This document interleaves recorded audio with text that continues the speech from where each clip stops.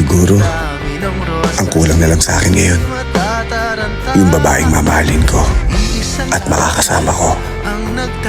Lord, hindi naman ako naghahangad ng babaeng sobrang ganda.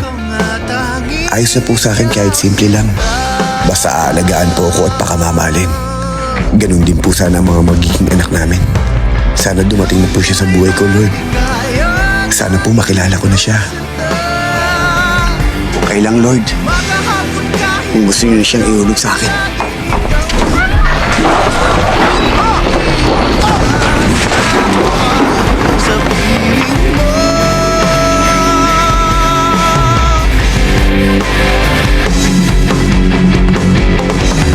Lord, ang bilis naman.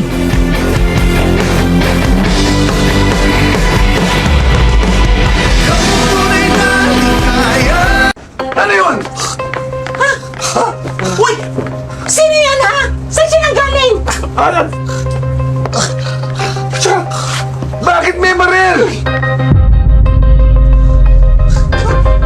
Tay, hindi ko alam eh. Miss?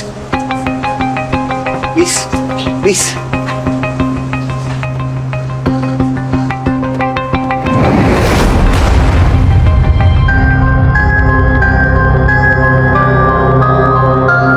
Tay, kilala ko to. Ito yung lagi ko nakakabangga. NCIA yan! Ano? NCIA? Bakit may NCIA dito? Teka! Bakit nanggaling sa bubong? Oo nga!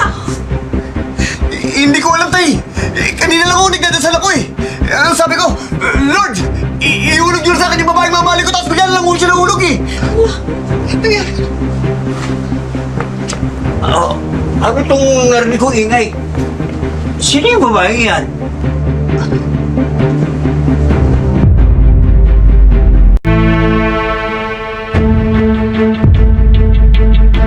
Miss? Miss?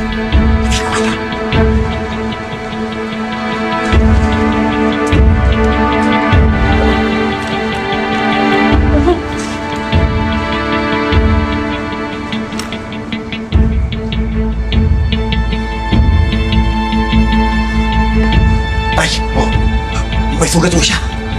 May sugat. Naku, Gabo. Manong kumuha ka nga ng gamot sa labas, ha? Ako nang gagamot sa sugat niya. Pati yung suot mo, yung mga damit mo para mapalit ako na rin yung suot niya.